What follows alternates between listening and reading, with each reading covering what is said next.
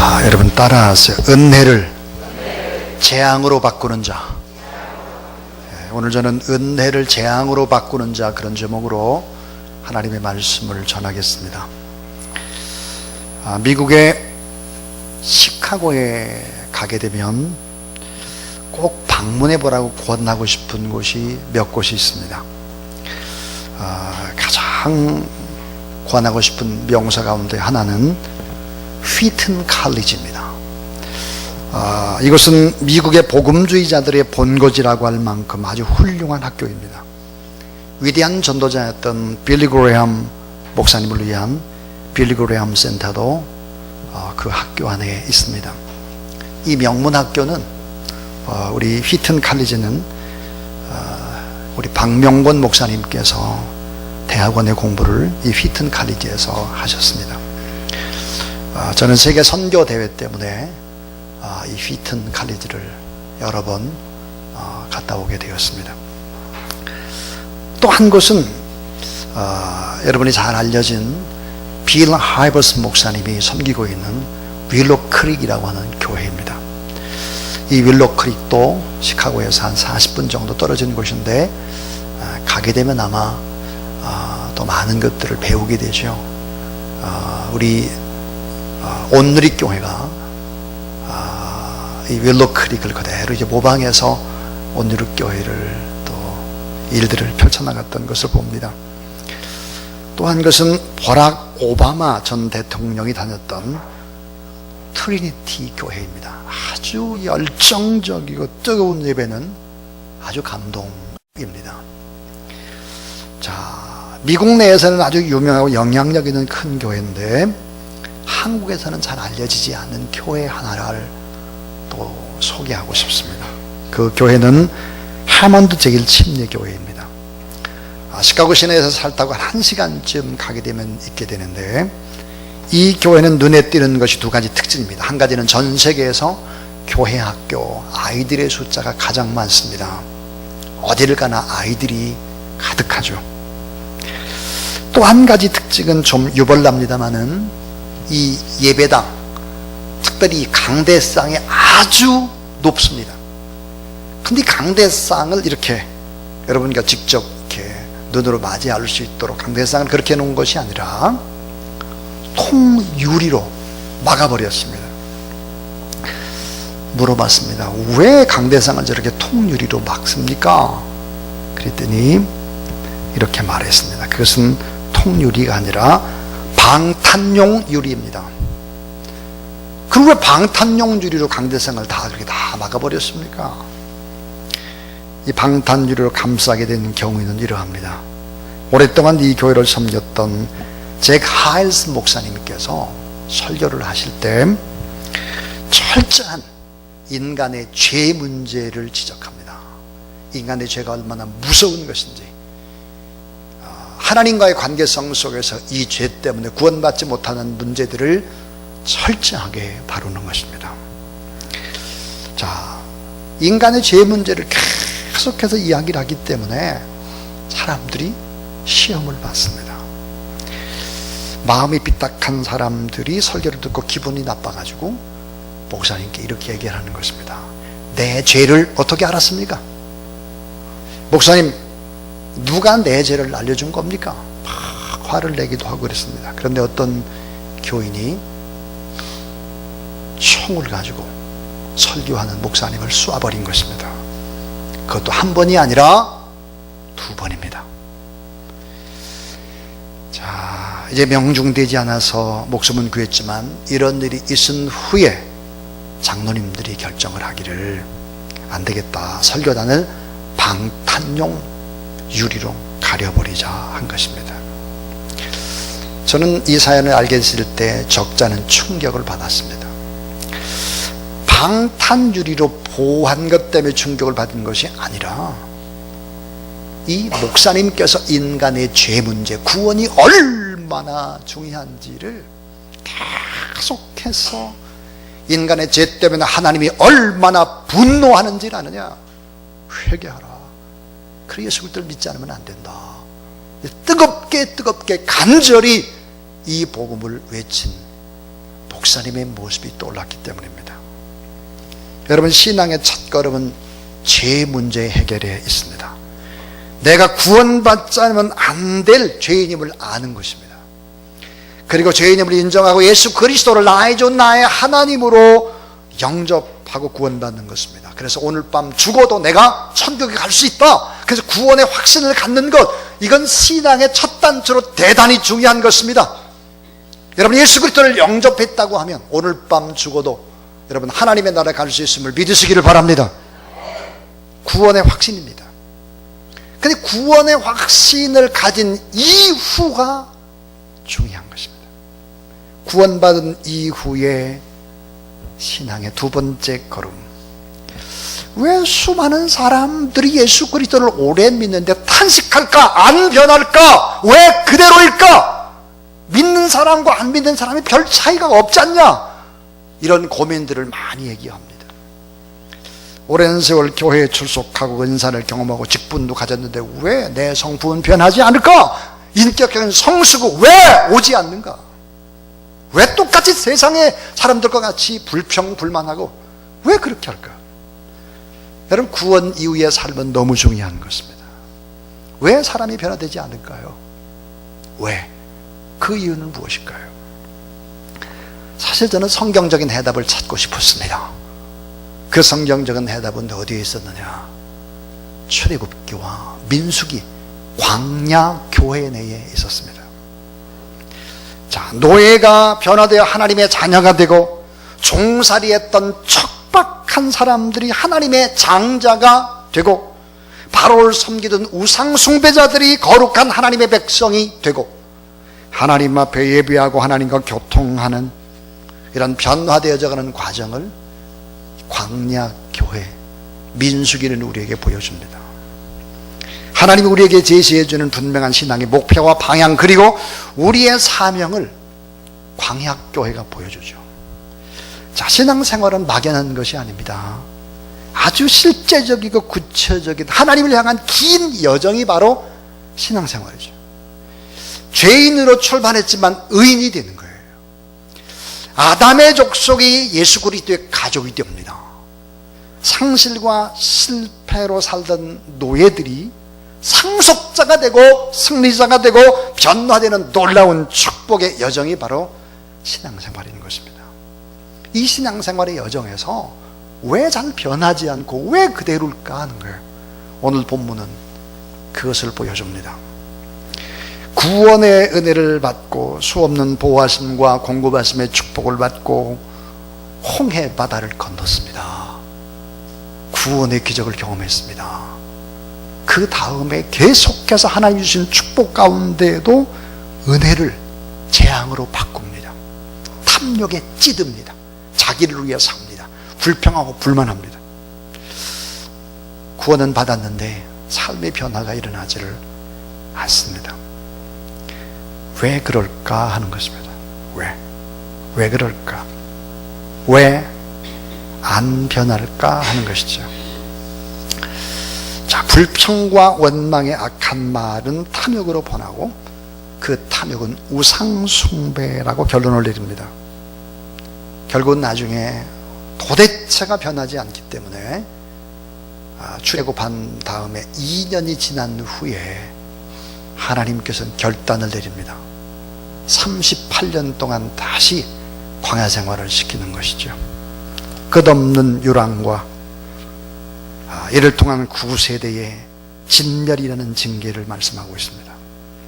자, 시내산에서 출발해서 첫 기착지였던 디베라에서부터 가데스 바네아까지 행군에 가면서 발생하는 각종 원망과 불평의 사건들, 이 사건들은 점점점 확대되어져 가는 10가지의 단계를 보여줍니다.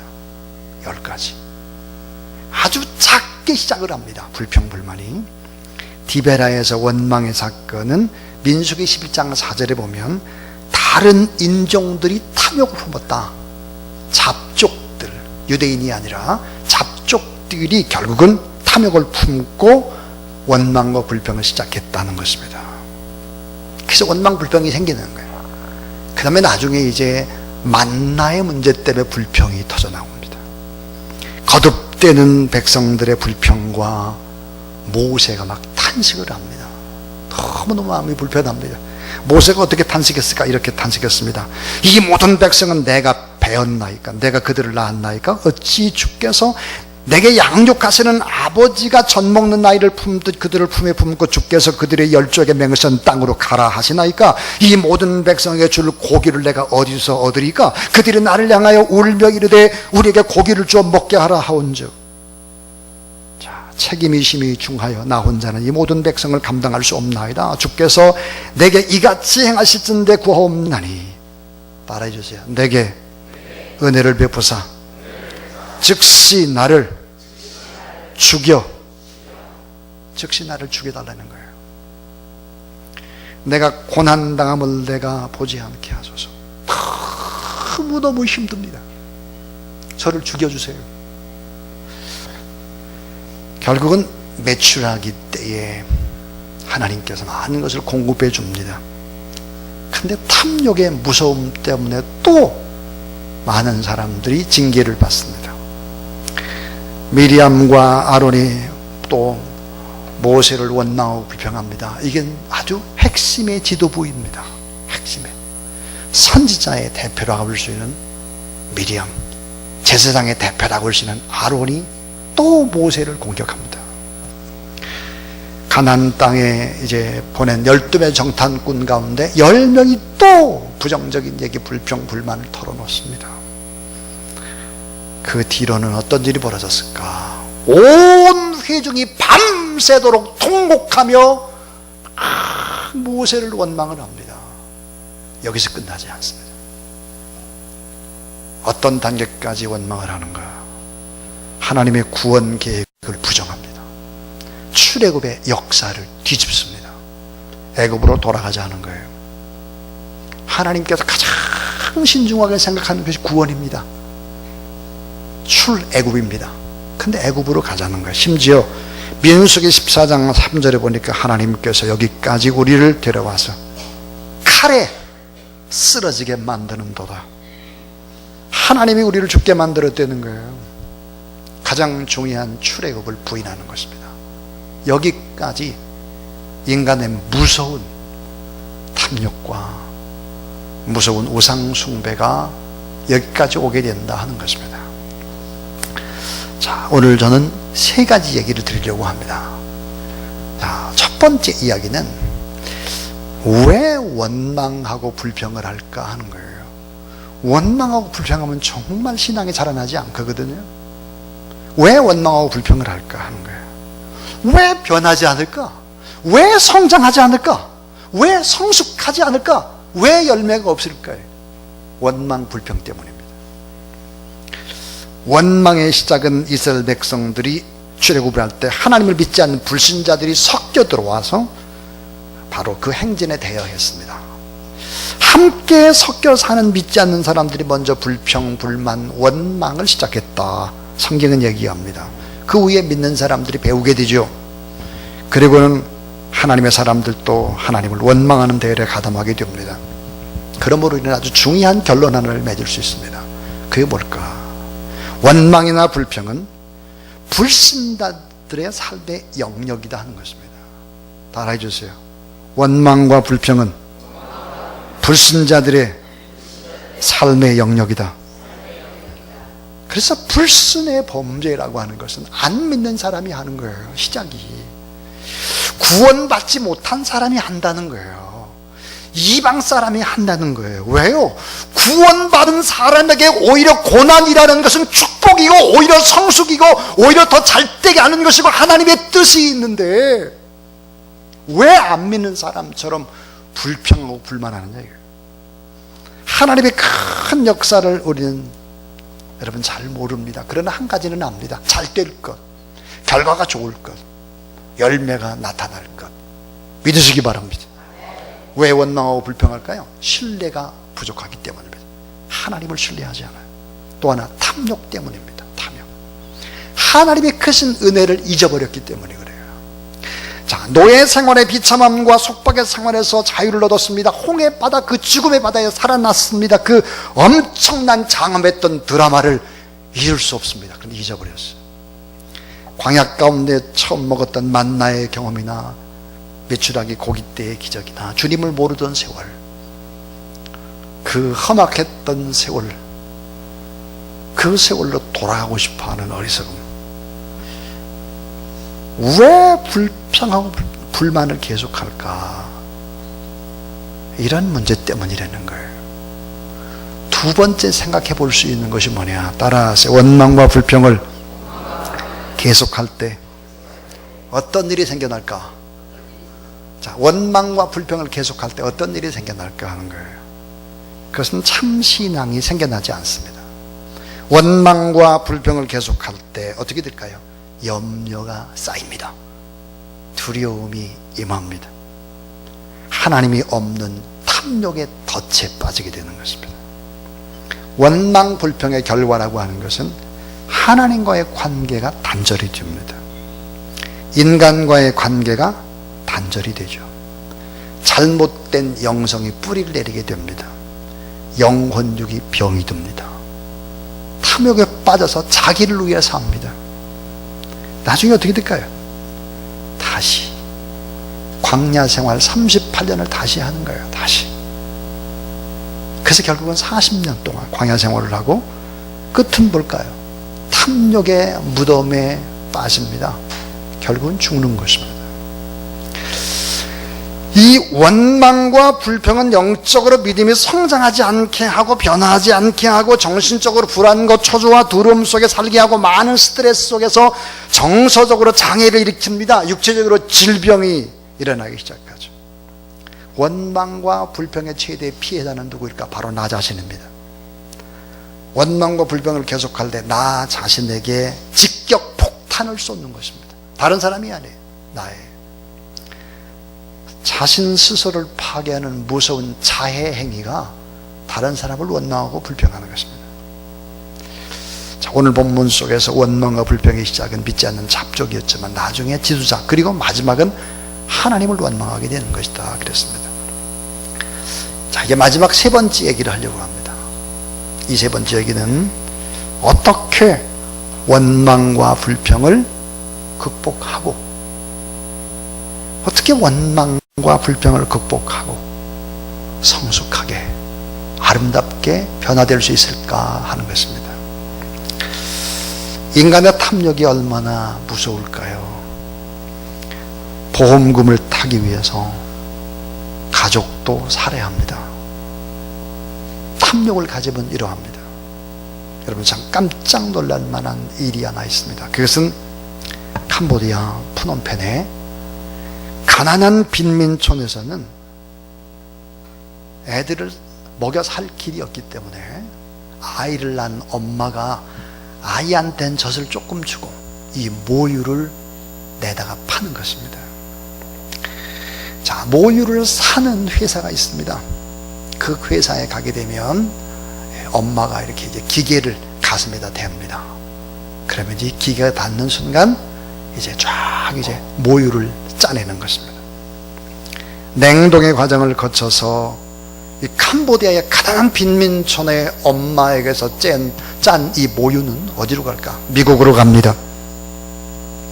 모유가 모자란 미국의 엄마가 캄보디아의 빈민촌의 엄마들의 모유로 아이를 키웁니다. 어린 아이를 키워야 될 모유는 또 어디로 팔려갈까? 근육을 키우는 운동선수들 모유는 최고의 식품이라 그럽니다. 한번 생각해 보세요.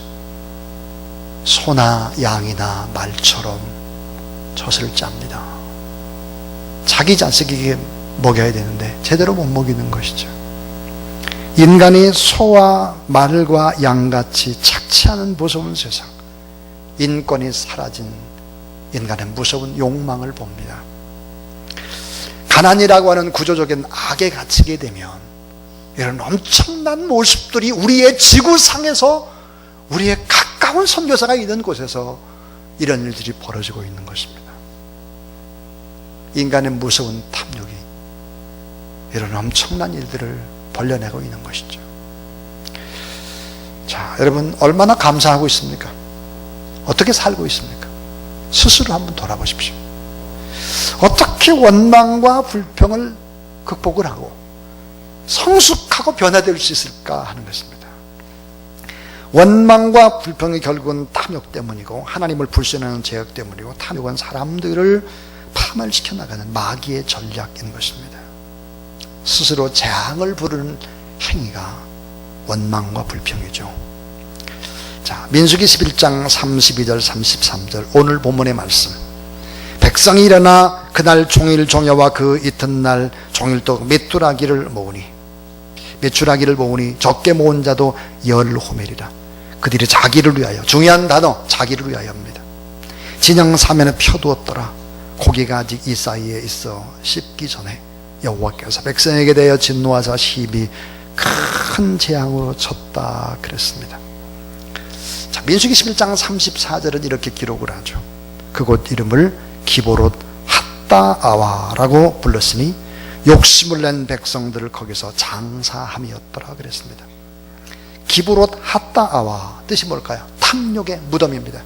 탐욕의 무덤. 불평 불만하고 하나님을 믿지 않고 계속 탐욕을 부릴 때 결국은 탐욕의 무덤에 빠져서 죽게 된다는 것이죠. 자, 자기들을 위하여 그랬습니다. 자기들을 위하여. 얼마나 인간이 욕심을 부렸을까 잘 생각해 보세요. 자, 고기를 먹고 싶다를 메추라기 떼를 막 몰아다 주었습니다. 근데 보니까 적어도 한 사람이 얼마씩 고기를 쌓아뒀느냐, 10호멜이다 그랬습니다. 이 10호멜은 2200리터에 해당하고, 계산을 해보게 되면 쌀 15가마니의 분량이 됩니다. 쌀 15가마니를 쌓아놨습니다. 그만큼 고기를 쌓는 것입니다. 누구를 위하여? 자기를 위하여. 하나님께서 하신 일들에서 감사한 것이 아니라 자기를 위해서 또 쌓고 또 쌓고 또 쌓은 거예요. 계속해서 피를 공급해 주신 하나님 앞에 감사는커녕 자기를 위해서 계속 쌓아둔 것입니다. 탐욕의 우상 숭배자는 자신을 위해 쌓고 또 쌓고 하는 것이죠. 그래서 로마서 8장 13절은 이렇게 말합니다. 따라하세요. 너희가 육신대로 살면 반드시 죽을 것이로되 영으로서 몸의 행실을 죽이면 살리라. 자, 예수 그리스도 믿기 이전에 우리의 모습이 어땠을까요? 에베소 2장 3절에 전에도 우리는 다 그 가운데 우리 육체의 욕심을 따라지며 육체와 마음이 원하는 것을 하여 다른 사람과 같이 본질상 진노의 자녀였다 그랬습니다. 그 고깃대를 본 백성은 하나님이 보이지 않았습니다. 하나님이. 자, 고깃대, 빨리 고기를 먹어야 되겠다고 생각을 하고 고기를 쌓아놓기 시작할 때 하나님의 능력을 망각한 것입니다. 여러분, 만나가 복이 아니라 하나님이 복이라는 사실을 믿으시기 바랍니다. 메추라기라는 고기가 복이 아니라 하나님이 복인 것을 믿으시기 바랍니다. 잘 살고 건강하고 오래 살고 이런 것이 복이 아니라 우리에게 진정한 복은 하나님 우리의 아버지가 진정한 복이고 우리의 기업이라는 사실을 믿으시길 바랍니다. 이것을 한순간이라도 놓쳐서는 안 된다는 거예요.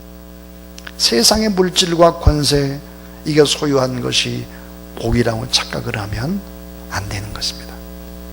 칼라일이라고 하는 사상가는 이런 유명한 말을 했습니다. 성공하는 사람들이 사용하는 언어의 절반은 칭찬이고 행복하게 사는 사람들이 사용하는 언어의 절반은 감사하다 그랬습니다. 여러분, 다른 사람 인간관계에서 다른 사람을 참 칭찬하고 좋은 점 이렇게 얘기하고 막 이렇게 하면 어때요? 이게 성공 안 되는 거예요. 근데 여러분, 참 우리가 내면 세계에 행복하기 위해서는 필요한 것이 뭐야? 감사라는 감사. 감사. 내적인 행복을 위해서 우리가 감사하지 않으면 안 된다 하는 것입니다. 자, 지치고 힘들어하는 모세에게 너무너무 내가 이 백성을 낳았으니까 날 좀 죽여주세요. 전 못하겠어요 이제. 이런 고백을 하는 모세에게 오늘 성경은 처방전을 내립니다. 처방전. 하나님께서 말씀하시는 원망과 불평을 극복하는 처방전은 뭘까? 변화와 성숙을 위한 하나님의 처방전은 뭘까? 그 처방전은 이것이었습니다. 그것은 바로 짐을 나눌 수 있는 동역자를 세우라. 동역자. 그래서 70인 장로를 세우는 것입니다. 저희 교회의 장로님들 다 참 좋은 분들입니다. 목회를 하면서 돌아보면 참 선하고 참 좋은 분들이죠. 저의 늘 마음속에 귀한 우리 장로님들이 계셔서 참 좋다, 그런 생각을 늘 하고 있습니다. 짐을 나눌 수 있는 동역자를 만나라.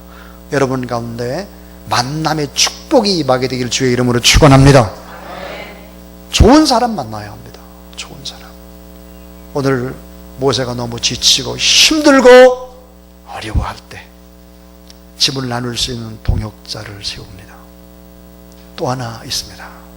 원망과 불평을 극복할 수 있는 처방전은 뭘까? 따라하세요. 성령의 도우심을 구하라. 성령의 도우심을 구하는 것입니다. 성령을 사모하는 자에게 하나님께 주시거든요. 성령의 도움을 받아야 합니다. 구름 기둥 불 기둥 성령의 역사입니다. 우리가 하나님 앞에 인간적인 모습이 아니라 성령 하나님의 도움을 구하는, 그래야 여러분 인간의 한계를 뛰어넘을 수 있습니다. 그 다음에 따라하세요. 공급자 하나님을 철저히 믿으라. 공급자 하나님을 철저히 믿어야 돼요. 철저히.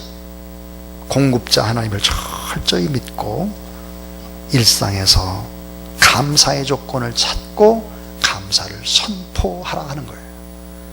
여러분 오늘 하나님 앞에 감사의 조건을 찾아보십시오 하는 거예요. 그리고 그것을 선포하고 하나님 앞에 감사를 고백하는 것이죠. 자, 민수기 1장 34절에 그곳 이름을 기브롯 핫다아와라 불렀으니 욕심을 낸 백성들은 거기서 장사함이었더라 그랬습니다. 사랑하는 여러분, 오늘 하나님께서 우리에게 주셨던 핵심의 메시지는 뭐였을까? 그것은 하나님의 은혜를 멸시하고 탐욕을 품게 되면 하나님의 경배를 소홀히 한다는 거예요. 그리고 자기의 욕심을 추구하며 살아갑니다. 이때 하나님은 징계를 내리죠. 탐욕의 무덤에 빠져버리게 하는 것입니다. 하나님 앞에 오늘도 좋은 믿음의 만남의 동역자를 여러분 구하고 성령의 능력의 도움을 구하고 그리고 공급자 하나님을 철저히 믿으면서 오늘도 하나님 앞에 감사하며 나가는 그런 여러분의 삶이 될 수 있길 주의 이름으로 축원합니다. 저는 이제 설교를 대신해서 주보에 나와 있는 칼럼을 읽겠습니다. 제목이 감사할 수 있으리입니다. 삶의 고통과 답답함이 쌓여있는 오늘이지만 보다 나은 내일을 바로 볼 수 있다면 그대는 감사할 수 있으리. 폭풍과 비바람이 치고 있는 밤이지만 저 건너편에 찬란하게 솟을 새벽 영광을 볼 수 있다면 그대는 감사할 수 있으리.